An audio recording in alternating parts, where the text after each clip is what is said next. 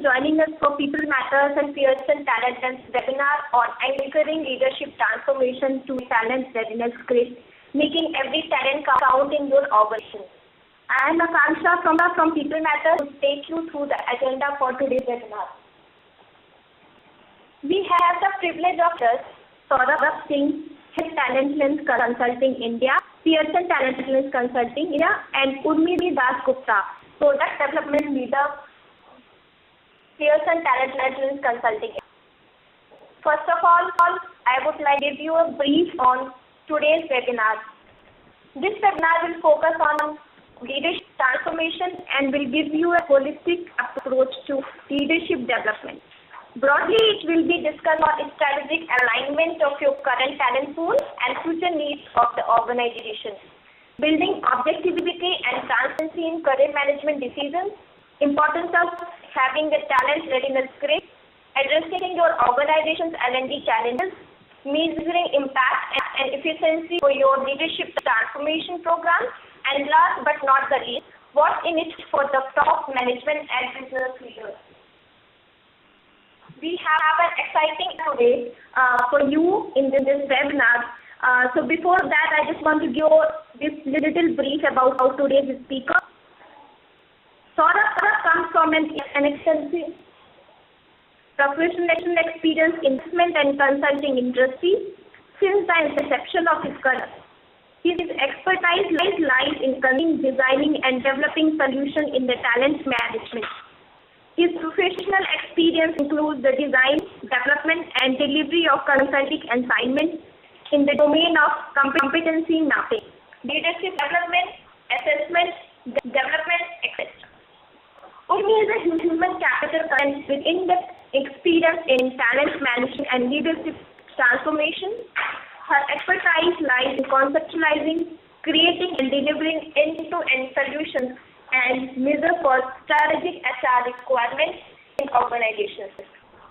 Her specialties include creation of behavior competence framework, assessment center design and delivery, design of 360 feedback survey, design and delivery of leadership development program, etc. The partner for today's webinar for helping us this program possible is Talent Lens Consulting India. It is the human capital consulting arm in India of Pearson, the world's largest company.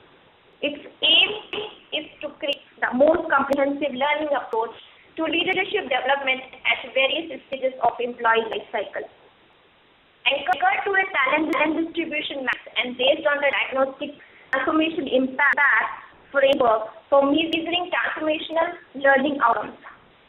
Talent Lens Consulting are immersive, inclusive, and effective. Its services are backed by Pearson legacy of research-driven and efficiency-based solutions that help people run better globally. For more information, visit www.talentlens.in. We have saved time to ask your question at the end of the webinar. For those watching the live webinar, you can submit questions at any time during the presentation through the Q&A section. We will try to respond as many questions as time allows. We have a full on exciting agenda webinar today, so without any further delay, I would like to hand over the webinar microphone to Saurabh, who will take the lead in the discussion. Saurabh, I take ahead from here. Thank you, Akanksha, a lot. Good morning, everyone, and thanks for taking out time to attend the webinar this morning. We really appreciated that. As you can look at our first slide, we represent Pearson Talent Consulting, and Pearson has got a legacy of being the most preferred learning partner for organizations across the world. And we believe in all kinds of learning for all kinds of people, delivered in a more personal way.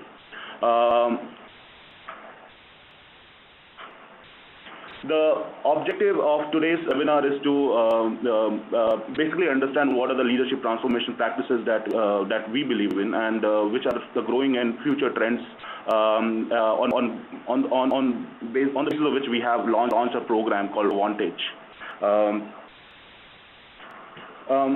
Pearson and our partners, we have been conducting a research on mapping executive trends for the last 5 years. As per the current research, which got published just few weeks back, we have noticed and we have found out that most critical competencies that the next generation leaders require has been compelling vision and engaging others.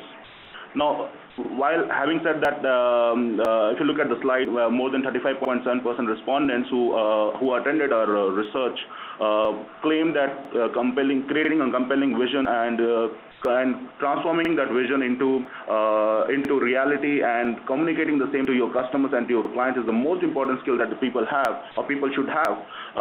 It's the same capability which is the one most lacking in the next generation of leadership talent. And in order for us to not just communicate and create vision but also create strategies, the second most important skill that we have noticed that people, especially in the talent framework, the skill that the second most important skill that people lack is critical thinking. So all of us agree that yes, leadership is one of the most important areas of concern and areas of challenge for the current generation, and for our ability to develop exceptional leaders across the organization is the most crucial and the most important objective for organizations in the current century. If we go to the next slide, we also asked them another question, that what are the internal and external influences that drive leadership development across the world? And more than all 20% of the respondents felt that not having the right and sufficient talent pipeline is obviously the most important driver, and almost 12% rated the need for increased collaboration as another driver, as one of the most important drivers for influencing the leadership development across the world. Now, if you look at the global leadership trends that we have seen, I think we are talking about multiple generations working in the same firm, in the same organizations. And after the 2008-2009 trend, the focus shifted it from creating a talent pipeline to survival, which continued for the next few years. In the last couple of years, we are seeing a reversal of trend. So what we are seeing is that the retirement trends have actually increased. Now we are talking about people quitting one person quitting every 4 seconds. And having said that, demand, if you look at the demand, it's always been greater than the supply.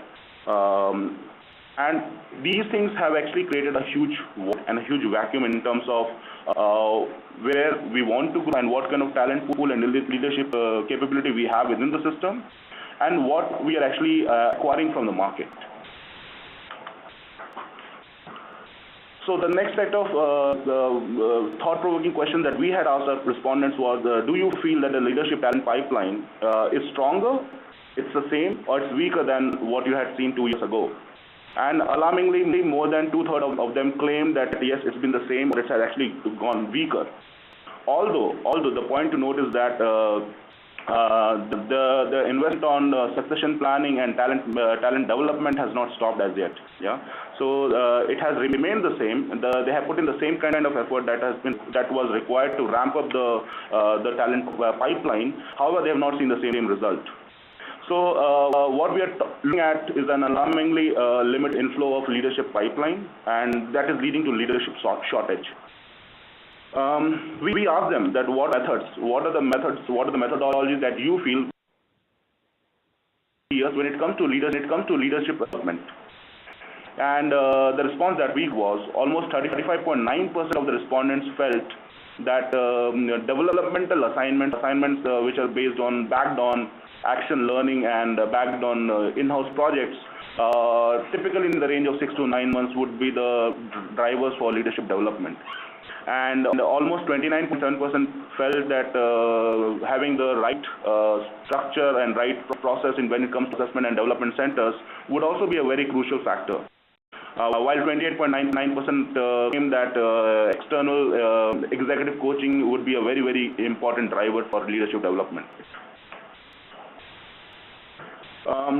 Another query that we had was what do you feel that will accelerate the development for high potentials when it comes to leadership development?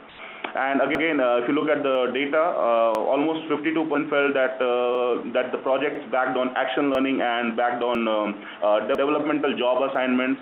I think they felt that this is the most important driver that will accelerate the growth of high potentials. While 42% betted on executive coaching. If you look at both these learning models, pretty much go very much in sync with the traditional and the current approaches of 70-20-10 principle of learning. So with this thought and with this background, I would like to set up the context for our presentation today. And Pearson offers a program, Advantage, and the whole genesis of the program is based on the research that we just spoke about. The idea of Advantage is basically to empower leadership within every organization with a tool or with an approach wherein they can look at their talent very, very clearly. And when we say talent, we mean each and every person within the organization. We believe in a philosophy that everybody is in a leader in his own role, is in his own right, and is in the function and the job that he performs. And that's the whole foundation behind our program Advantage. We want leaders to be better equipped and being able to manage their talent pipeline and succession planning pipeline very, very well. Some of the key highlights of the program that we're going to delve deeper into the next half an hour. It's a contemporary leadership strategy that defines leaders not by positions that they hold, but by the contribution that each and every person makes within the company. Any which ways we are looking at looking at a P&L model of mapping each and every contribution, person's contribution to the organization. What we want to do is go one step ahead and say and believe that each and every person is capable of becoming a future leader. In order for us to do that, we have come up with a model called the DTI framework that Pearson follows. The DTI is nothing diagnostic, transformation, and impact framework of maximizing job performance. We will get deeper into the details of the DTI framework in the subsequent slides. Our model is based on fundamental that yes, every talent counts within an organization. We also believe in measuring outcomes and measuring results at every activity and every milestone within the process.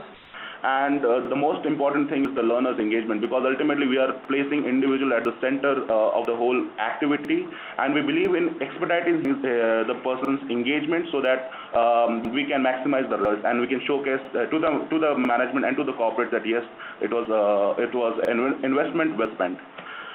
With this thought, I'd like to invite my colleague, Ms. Urmi Dasgupta, to take over the program and then talk about the program in detail, basically.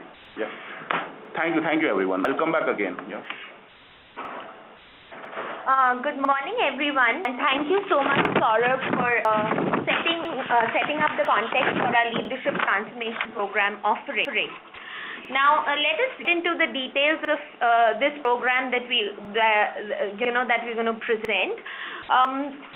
Now, from our experience, we have seen most successful organizations pride themselves in having capable managers who are able to perform optimally and exceed targets in their current roles.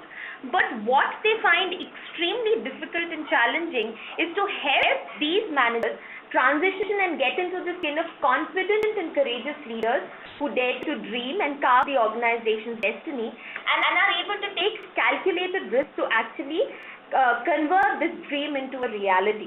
So that is the challenge that we envision in front of us. And as they correctly say, a manager is one who operationalizes a great today, whereas a leader is one who envisions a great tomorrow. So keeping that in mind, we have conceptualized our leadership transformation offering, and this is an offering which typically be used in organizations, which can be typically used when one is transitioning from their current role to a role that is a lot more challenging and a lot more ambiguous as compared to what they're currently doing. So we can use use such a leadership transformation program wherein one is moving from an individual contributor role to becoming a first-time manager, when he is managing a small team and moving on to managing managers, when he is managing a group of managers and then he takes on responsibility of managing a particular department or function, when he is managing multiple functions to managing a particular SBU, for example, or when he is managing one SBU to managing multiple SBUs, and last but not the least, when he's managing multiple SBUs and gradually transitioning to taking on the reins of the organization when he's managing the entire enterprise. So if you see, the common thread in our leadership offering is to help leaders build their confidence and scale up to take on more challenging roles in the future. Now let's get into the details of the DTI framework based on which our leadership service offering advantage is based on. Okay, the first stage of the DTI framework is the diagnosis phase, wherein every individual, and herein we will make it a point to refer every individual as a leader, because we believe every individual has the potential to become a leader within himself. So herein in the diagnosis phase, every leader would be asked to go through an assessment center, wherein he would be assessed on a set of competencies that are higher than the current set of competencies based on which he is operating. The performance ratings would be obtained from the organization, that is his actual on-the-job performance, and based on the results of the assessment center and his performance ratings, he would be placed into a talent readiness grid. Now, we would talk about the details of the talent readiness grid in our presentation. Based on where he is placed in the talent readiness grid, which box in the talent readiness grid, a differentiated learning path, a transformation learning journey would be designed for the leader. We would use a blended learning approach to transform our leaders. So we talk about business impact projects, action learning projects, learning and interaction with the coach. We have various cloud-based simulations and e-learning assets, experiential learning, learning through reflection, all of which will come together as a package to help the leader transform and scale new heights. And as Saurabh earlier mentioned, during the course of the program, there are embedded measurable outcomes that are built into the system. So suppose a leader has logged into a particular e-learning course. After he has completed a sub-module, he will clearly be able to see his status, whether he's been able to clear the module or not, before he moves on to the next module. So he will be able to track his progress consistently across the entire tenure of the program. When we actually come to the end of this 6-month-long program of transformation, impact would be measured in a two-pronged approach. The first is the business impact, which would be measured through clear ROIs, business impact of the action learning projects that the leaders would undertake. It would clearly tie back to a top line or bottom line value creation for the organization, and competency impact would be assessed by a multi-source feedback, wherein the leaders after the end of the program would be assessed on the same set of competencies on which he was assessed during the assessment center, which will clearly facilitate the tracking of the needle movement through our transformation initiative. Now let us move to the diagnosis phase of our DTI framework. What is the objective of our diagnosis phase? In the diagnosis phase, we carry out objective evaluation of our talent, of your talent, based on both performance and potential. As I mentioned, performance ratings would be obtained from the organization, whereas potential would be assessed through the assessment center. At the end of the assessment center, we would be clearly able to identify the competency, strengths, and gaps of every individual. What are the areas that he's strong in, and what are the areas that he needs to develop on. Pearson clearly has an edge when it comes to the diagnosis phase of this entire initiative. They are the world's largest assessment publisher, both in the clinical as well as the corporate space. We have a comprehensive suite of assessments, be it in the area of communication, cognitive ability, or personality assessments. In fact, our flagship largest selling products are the Versant in the communication space. We have the Watson-Glaser critical thinking appraisal to measure critical thinking, and we are also the owners of the Ravens progressive matrices, which helps to decipher one's learnability quotient. All our tools are extremely researched, they are highly reliable, and they are validated tools, and most of them have been known for the Indian market. Now, we strongly recommend using assessment centers as a method to diagnose the the competencies of these individuals in the diagnosis phase, because assessment centers are far more reliable and accurate as compared to other methods of assessment, be it structured interviews, ability tests, or even cognitive tests. Right? Okay, now let us move on to the talent readiness grid. This is going to be the output of the diagnosis phase. So depending upon how a person has performed in the assessment center, which would give us an indication of his potential, and how he has performed on the job from his performance ratings, each and every individual who goes through the program would be placed in one of these boxes in the talent readiness grid. So let me start from the bottommost box on the left-hand corner, wherein the person has been categorized as low potential in the assessment center, and he has consistently not been able to meet his performance targets. This kind of people is known as driftwood. They are like a piece of floating log without much of a name they are a piece of log floating on clear waters. They do not have, something to anchor them to. Now let us move on to the next box. One who has moderate potential but is struggling to meet his performance targets. We call these guys as fence sitters because they are at the risk zone. If they are unable to upskill themselves and harness their potential further, or if they do not pull up their socks and meet their performance targets, they will very soon drift back into the driftwood category. The third category of extreme interest to the organization is the uncut diamond category. Herein, in spite of the individual having a high potential, he really has problems in meeting his performance targets. So we have to understand what are those reasons that are deterring him deterring him from meeting his fullest potential. Now let us just move on to the backbone category. Herein, in spite of the individual having low potential, he is making the effort to meet his performance targets. This is the kind of person who is the backbone of the organization. He loves coming to work every day. He does not mind doing the same kind of repetitive work day in and day out. In fact, he enjoys it. He is also quite low on his aspirations. Moving on to the next box to our right, they are known as the solid citizens. They are well-balanced, citizens of any organization, and the organization takes pride in each one of them and loves to develop them further. They are the ones who don't have moderate potential and are also consistently meeting their numbers. And with the right kind of guidance, with the right kind of hand-holding, if they are motivated to stretch a little, they will very soon start exceeding their performance targets, and if they are able to upskill themselves, they can move into the shining star category as well. The next category also, which is of prime importance to our organization, is rising sun. These guys are high on their potential, so they are well on the radar to make it the succession pool, and they're consistently meeting their performance targets. This is a category that organizations would be excited to invest in, because with the right kind of motivation, they would very soon be able to move into the shining star category. Now let us move to the top row.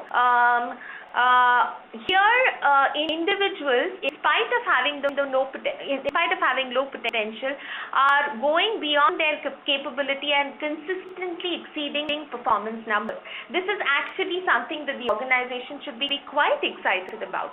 But there is a word of caution here. If the organization does not invest in them to kind of provide them with the right kind of hand-holding and guidance, very soon they would be running the risk of burnout. Let us just move on to the enigma category now.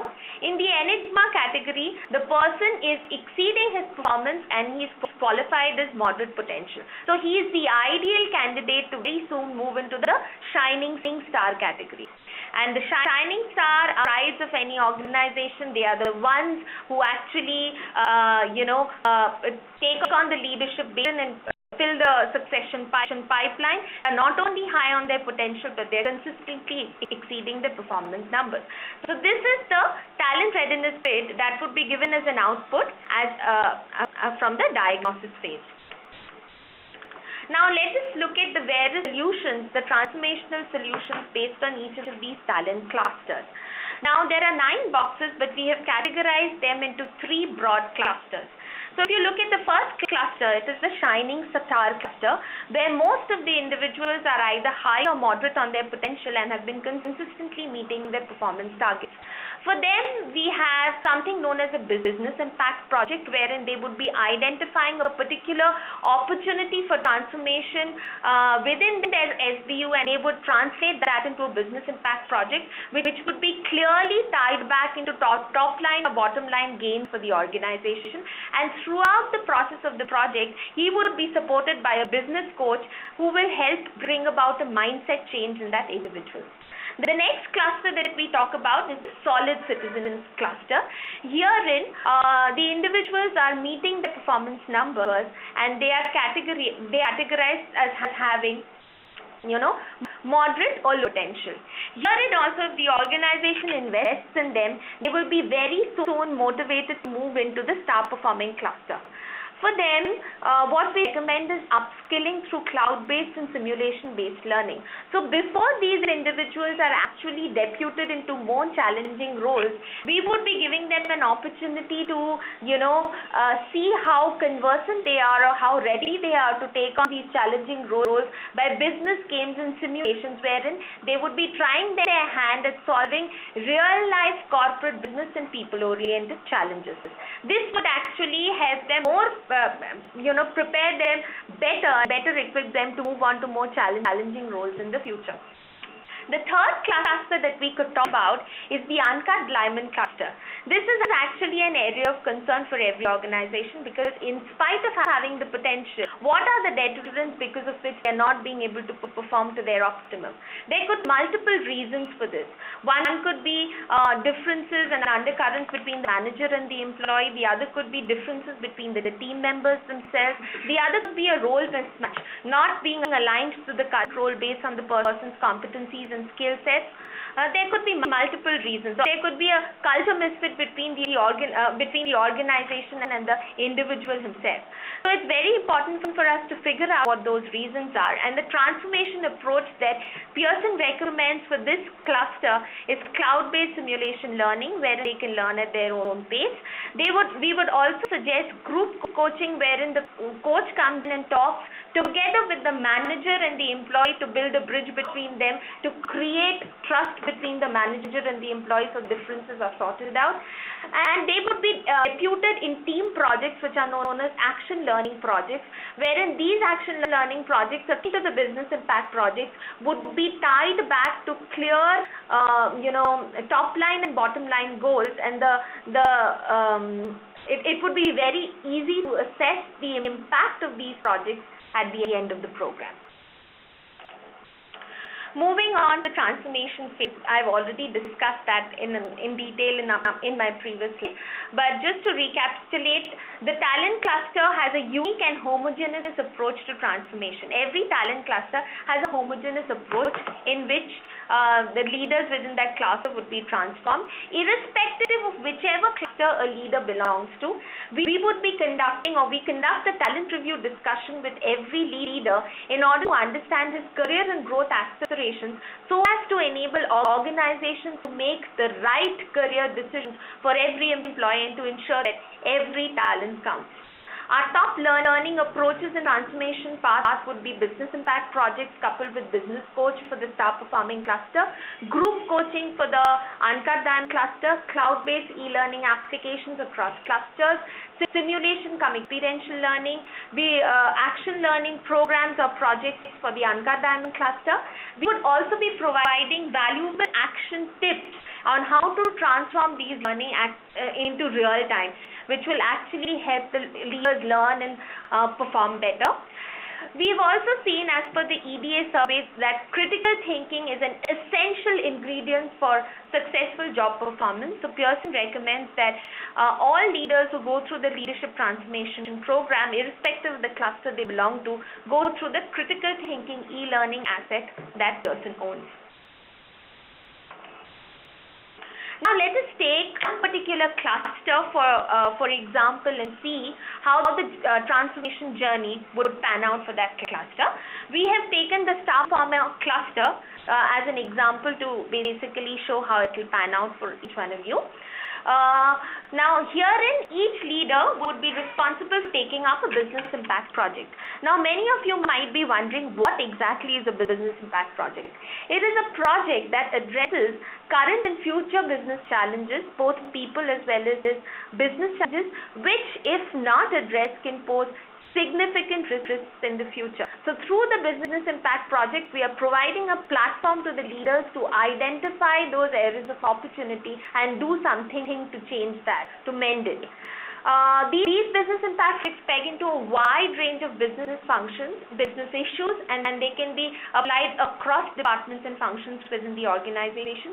They are initiatives loaded with a lot of developmental demands, and they force the leader and push him into higher order, big picture, holistic thinking. What are the steps in BIP execute? Prima facie, the leader will identify an opportunity within his SBU and transform that into a business proposition for the business impact project. The leader must get buy-in from the executive panel before he starts commencing on the project. Here the executive panel will comprise members who are CXOs of the organization, definitely the business unit head, the HR head, and also Pearson representatives and business coaches who would be a part of the panel. The leader would be responsible for strategizing, organizing, and executing the entire business impact project, and the onus for success of the project lies solely with him. At the end of the program, after 6 months, the top 3 BIPs would be recognized and felicitated by the executive panel. Throughout this process of of transformation, the leader would be supported by a coach, a business coach who would track, encourage, and co-facilitate his progress on the BIP. He would definitely act as a sounding board to his ideas and tell him what are the ideas that would click and what are the ones that might backfire. And he would facilitate learning through self-reflection and bring in accountability for success in the leader by bringing about a mindset change in the leader.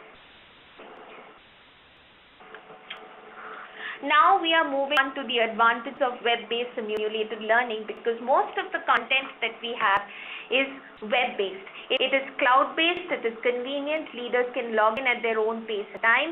We follow the 70-20-10 concept of learning, wherein 70% of learning happens through experiences on the job, through action learning projects, through business impact projects, wherein leaders actually get an opportunity to transform the learning that they've garnered into their jobs.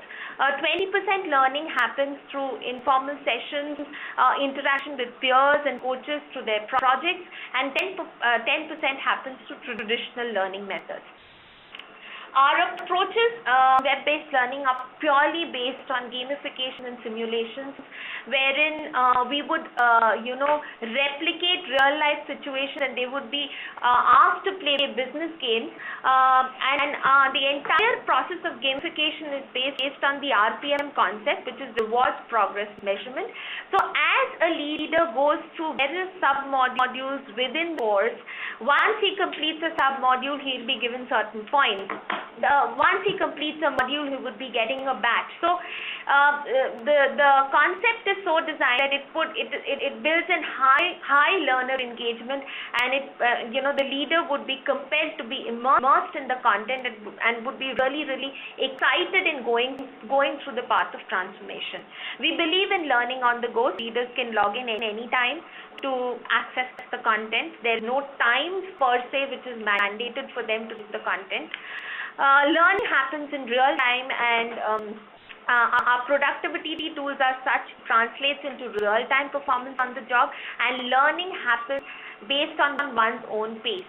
So every leader can adjust his pace of learning depending upon his absorption capacity. So that is the flexibility that we offer to them. As I had mentioned, there are built-in tracking mechanisms that are there in the entire content that we offer. So after every module or after every sub-module in a particular competency that the leader completes, he'll be able to track his progress and where he stands. The organization will also be able to see a dashboard wherein they will be able to see how many of their leaders have logged in, how much of time they have spent in going through the web-based content, and what is the needle movement in each one of the leaders who are going through the program. And this initiative is completely scalable because it is cloud-based and web-based. There is no limit to the number of users who can log in at one time, and scale is not an issue for us. Now we come to the impact phase of this entire initiative. After the diagnosis and the transformation has happened, it is very, very important for us to assess the impact of the entire initiative. We have seen multiple organizations carry out leadership transformation programs, but where they fall short, where the entire initiative falls through the cracks, is individuals are not being able to quantify the impact of program that they have actually delivered. This is where Pearson is striking advantage and edge. At the end of the program, we will be assessing the impact of the entire initiative via a two-pronged approach. Individual impact would be assessed by simulation-based embedded tracking mechanisms that are a part of the in-learn content. After all the leaders have undergone the transformation journey, they would take a multi-source feedback survey where they would be rated on the same set of competencies on which they were assessed during the assessment center. The coach will also be providing his insights on competency improvement on the leader, and all the three of the above would be consolidated, and a competency improvement report would be presented to the individual as well as the organization, which will clearly tell them where they have moved post the transformation journey. So there is a clear pre and post assess that we will submit at the end of the program. Organizational impact would be tied back to the business impact projects, the action learning projects that each leader will undertake. These projects would clearly be tied back into top line and bottom line value creation that each leader brings to the table through his project. So not only does the leader stand to benefit through this entire leadership transformation program, but also the organization stands to benefit because every project that the leader undertakes will result in some kind of top line or bottom line gains for the organization. And that entire process, there would be very avid management involvement. They would be involved right from the start to the finish. The executive panel would give a go ahead on the business impact project. And finally, the impact evaluation of the business impact projects and ALPs would also be done by the executive panel. And the top three would be facilitated by the organization. This brings us to the end of our leadership transformation offering, but we would like to reiterate why we have thought that there is a need of such offering in the market. And we have used Pearson's legacy of learning to kind of come up with something as innovative as this.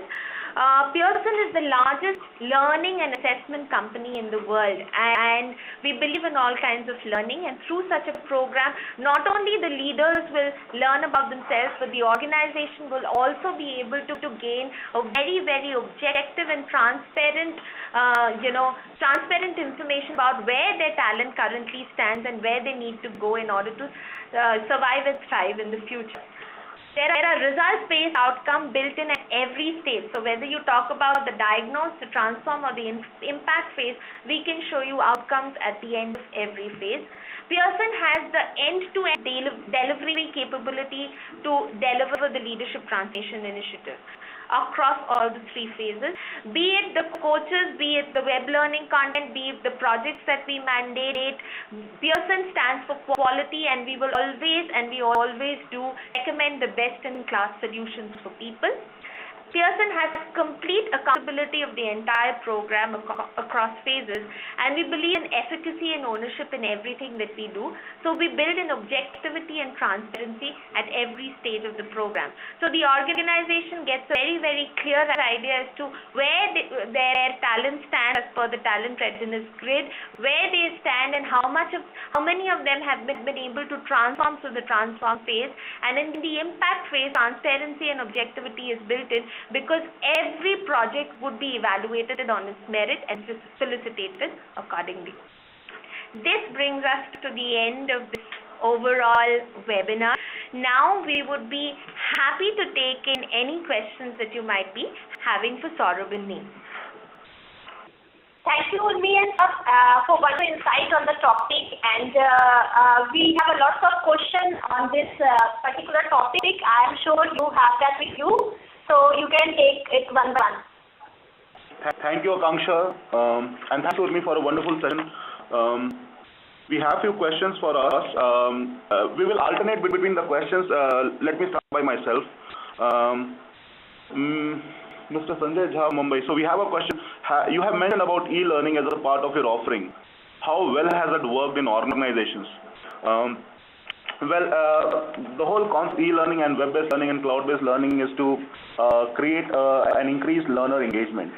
And our model, our programs are based on immersive learning, based on gamification approach, based on the learner at the center of the process, wherein he's being part of a program which has been simulated in terms of the real type work context. And there are a lot of programs that we own and we have run across organizations. Just to give one example, we own the world's largest suite of communication skills development program called Global English, and we have some really striking live case study and live examples of how it has helped improve, not just increase the person's productivity in terms of amount of time gain in a week, measured on a weekly basis, but also we have seen a lot of improvement in terms of customer servicing ratings and CSAT scores, things like that. One of the world's largest big four players in the country had reported a productivity gain of almost 1.8 to 2.8 hours per week because of the implementation of the program like this. So I think what we have seen is that with the current generation, we require a blended approach of learning. We need to have multiple facets of learning, and I think a lot of learning is happening through the social context and the web-based context, because it is really scalable. It is really a place where you can go and participate, and you can afford to make mistakes, and you get immediate feedback which you can apply on the job in real time. And those kind of experiences have really increased an individual's engagement across the board. And we are not talking about talent only at the junior and the middle level, but we are talking about talent across the board. So this is exactly what we have seen and observed. I'll have Urmi take up the next question. We have quite an interesting question from Roma T from Bangalore. She asks, every individual is different and so is every organization. How can just one program serve the needs of all? Very nice question, Roma. Thank you for approaching us with that. The beauty of the program is, even though this is a leadership transformation initiative, we are talking about making every employee count and transforming them to a leader. So if you would have noticed, during the transformation phase, depending upon where one figures in which particular talent cluster, a differentiated transformation approach or differentiated learning path would be carved out for every leader, depending upon his aspirations and depending upon his absorption capacities. So the approach would be tailored to the needs of each and every individual, and impact would be assessed at the end of the program. So that is where the versatility of this program lies. Next question, Saurabh, would you like to pick up? Yeah, sure. Thank you, Urmi. We have this question from Ms. Rashi Mahto. What are the strategies for develop leadership talent in an organization? I think in the latter half of the presentation, we did capture our insight and the USP of the program, wherein we feel that every talent and every employee within an organization should be count. And we are giving an approach to not just assess but also place talent through the talent readiness grid, and then take appropriate measure to make the right strategy in terms of talent development. And we believe that not a one single strategy works for a person, because everybody has a different appetite and different way of learning. And that's how we have carved out the program, and we run the program in the industry in such a way wherein the learner is at the center, and the approach is pretty much in sync with how he wants to learn, basically. So if you look at, I think the TRG would be the answer for this, because it gives you a very clear picture of how and where you want to place your talent and place your leaders, and what kind of appropriate measure you want to apply, which is basically in sync with their leadership, in sync with their learning appetite, than with what we believe in the traditional and other ways of learning. So that would be our approach, basically. Okay, we have another question, a very relevant question from Richa G. She asks, what is the difference between a business impact project and an action learning project? Very pertinent question. So I know that all my attendees have been paying good attention. Well, technically, a business impact project and an action learning project, the premise of both are the same. But in a business impact project, the onus would be on the leader to identify an opportunity and prepare a case for a project, this would be managed by the individual and the individual alone, and we would recommend this for a star performer cluster. But action learning projects are group-based projects which are also tied back to top line and bottom line gains for the organization. The difference being these would be group projects, and this is what is going to be recommended for the uncut diamond cluster. Herein, it's not necessary that the leaders who are involved in the project would pick it, but if there are certain burning needs of the organization or the burning issues that needs to be resolved, the organization can also pick these projects and kind of assign these projects to these individuals. So both would be tied back, and impact can be measured through both of these projects. Saurabh, the next question. Okay, I've got one more question. There are other leadership programs available. What is the underlying difference between Pearson's approach and other offerings in the market? So I guess if you refer to a slide, if you've been attentive, I think you will notice that Pearson's program follow a certain legacy. We are a learning company, and we believe in all kind of learnings. And one common which cuts across our approach is efficacy. And when I say efficacy, it means having measurable outcomes inbuilt into every stage of the program. And if you look at the DTI framework that we have, we are not just running a process, but we are also helping you not just set up milestones and activities, but also measure the milestones. And as an organization and as an individual, we are able to track the outcomes in real time. This ensures that first of all, the program has got efficacy in its entirety, and it also ensures that you are able to track the progress at various junctures. Also, if you look at the program flow, we also have we believe in the DTI framework, and the impact measurement is nothing but justifying the investment and how do you, for the individual and for the organization, and that's a very important concept and important feature of the program that we have inbuilt. So I think these are the few things which really differentiate us from any other program in the market. Urmi, would you like to take the next one? Yeah, there is another question which talks about some successful talent filters and how have organizations used them in succession planning? Very pertinent question. If you see our leadership transformation initiative and the talent readiness grid that we talk about can be a nucleus for various talent management activities, be it career planning or succession planning, building career ladders and lattices. I would like to take the example of a successful, one of the largest Indian conglomerates that we've worked for. They approached Pearson to help them identify the talent pool for their accelerated leadership program, and that is where Pearson actually worked in partnership with them. We used two of our assessments, one being the Watson-Glaser critical thinking appraisal, with a measure of critical thinking which clearly states a leader's ability to be able to make decisions, to solve problems, what is his, how does he fare on strategic thinking.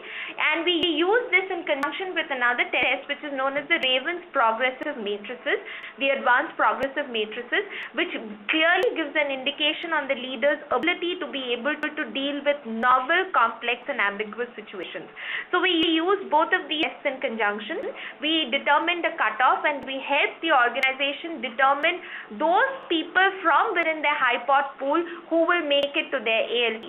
And it was such a success that the organization has mandated both of these tests to be used as a selection criteria for the people who want to make into the talent pool for their accelerated leadership transformation program. Saurabh, would you like to take the next one? We have a very interesting question from Rahul. Are there other ways to gauge potential of an employee apart from assessment and development centers? Yes, if you've seen right, we are talking about multiple approaches of measuring potential. We have traditional approaches like screening and interviews and the psychometric tests, personality assessments, and of course assessment development centers.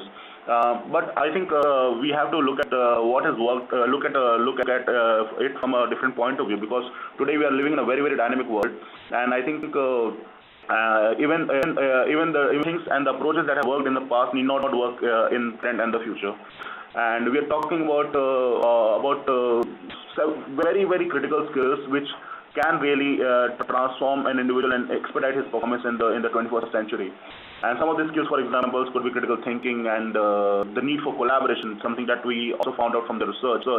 So I think our ability to measure the potential has to do more to do with the identification of the right skills that we want to assess, and based on which we want to build our future programs. And if you look at Pearson, I think we already have a huge suite and a lot of credibility in that space, because we were always the world's largest assessment publishers. And some of the most renowned assets in the world are owned by Pearson, like critical thinking tests and the tests for learnability and things like that. And now what we're doing is we are also bringing together capabilities in other domains, and that's how this program Genesis came into foray. So I think we are looking at, yes, there are multiple ways to assess individuals' potential. It's just about you recognizing what is the most critical skill and behavior that maps onto your organization's success, and then taking the appropriate measures. We have a question from Jayakshmi NS. She asked that you had mentioned that the learner can decide the pace of taking up the action learning project based on his capability, but the organization would want to see results within a specific timeline. How do you manage this conflict? Well, Jayakshmi, just to clarify, when I talked about the learner can adjust his pace of learning, this is as far as the e-learning content is concerned. So as a part of the transformation journey, every leader would have to go through multiple e-learning courses in order to complete the transformation journey. And while there is a specific tenure of 6 months within which he or she needs to complete it, there is no time slot that a particular sub-module has to be completed in 1 hour or 5 hours. So he can adjust his pace of learning, and based on his time and convenience, he can actually log in and complete the course. As far as the action learning projects are concerned, there would be a specific start date and a specific end date with interim milestones set, and the action learning project would generally be mandated by the organization organization, wherein the leaders as a part of team will together work on the action learning project. Therein, the start date and the end date are fixed, but obviously the dates for the interim milestones and how they will work together as a team and how they will, meet the interim milestones will be a function of the team dynamics and the understanding between themselves. We have a question from Rachana from Nico. It's a very interesting question. She has asked, can you help us to understand how gamification is really helping the group to improve the efficiency and effectiveness of leadership? Well, very interesting question. I think so. We have our own experience and our own thoughts through any learning, especially a cloud-based learning program, wherein you are simulating a real-life context and making the learner engage into a context, making him the player in the context. I think it really matters to the learner if you have used gamification approaches, if you are awarding him and rewarding him in terms of badges or in terms of coins or whatever it is. Because I think a lot of learning that today we are seeing around is happening through mobile platform and through an application platform. And what we want to is to recreate the same simulations in real time work context, create a virtual world wherein a person can go and feel engaged and be a part of a learning program which is not dry in nature but much more engaging. The best thing about the whole approach is that you first of all you clearly see a very increased time duration spent on the program. So there is a high engagement that you will definitely see.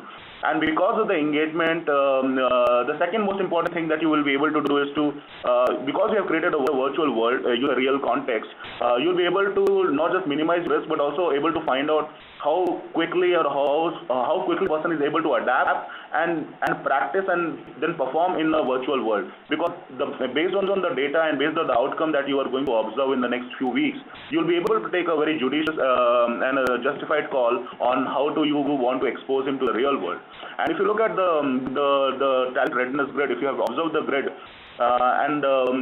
we spoke about the uncut diamond cluster, and we are talking about people who are placed in those clusters, whom we know that we could expect their performance in various ways. I think for them, this particular approach becomes very much fruitful, and even for the organizations, because I think in due course of time, you are able to minimize the cost and minimize your risk, and still being able to find out whether any transition has happened through the virtual learning processes. Okay, we have a question from Karthikeyan. He asks how to convey this message practically to potential leaders of the organization and get their understanding and involvement. Very pertinent question. How do we get in the buy-in of the leaders and how do we actually help them transform?